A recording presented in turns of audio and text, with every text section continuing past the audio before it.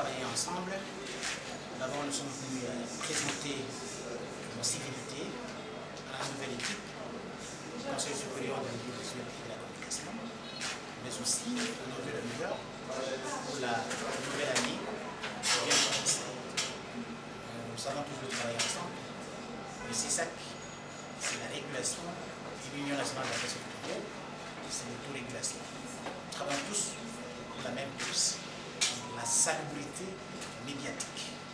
Nous avons les mêmes soucis, nous avons les mêmes objectifs, sauf que le CESAC, c'est une institution publique d'appui à la démocratie, et l'Union nationale de la presse du Congo est régie par la loi sur les aspects que nous nous occupons de la corporation constituée essentiellement des professionnels des médias. Est-ce qu'on peut dire qu'aujourd'hui, le voile a été donné sur la polémique qui a circulé dans les médias? Mais il n'y a jamais eu de polémique, madame. Il n'y a jamais eu de polémique. Ce n'est pas parce qu'un groupe d'individus s'est réveillé un matin et a agi d'une façon malencontreuse, que vous avez dit, qu'il s'agit d'une polémique entre nous.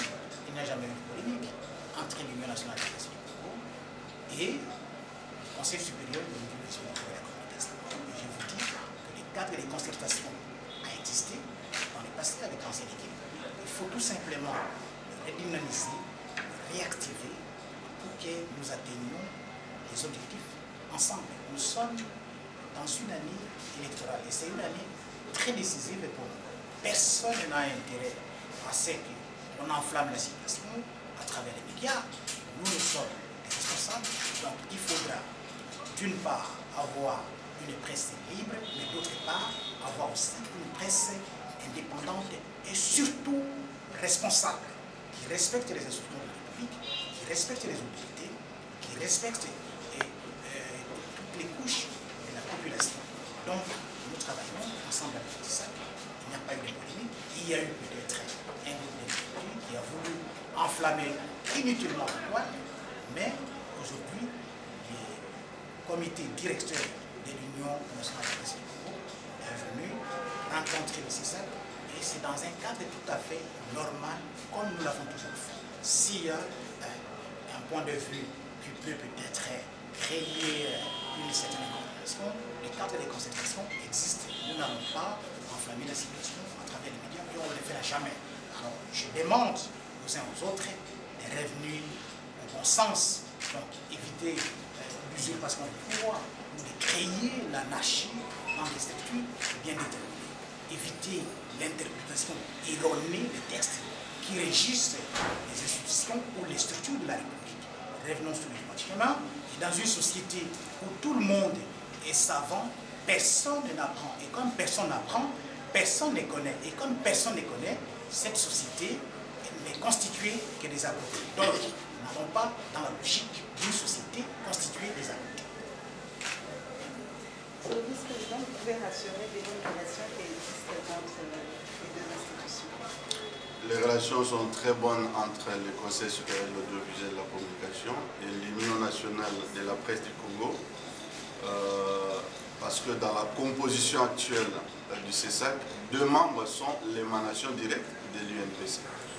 Le CESAC est une institution publique d'appui à la démocratie, consacrée par la Constitution, et dont les 15 membres sont issus des différentes corporations et institutions. Donc nous n'avons aucun intérêt à entretenir un climat de polémique ou de conflictualité avec l'Union nationale de la presse du Congo, parce que là, vous avez vu que nous avons reçu le comité directeur de l'UNPC qui nous a fait comprendre qu'il s'agissait peut-être d'une indélicatesse, d'un service interne de l'UNPC qui a eu le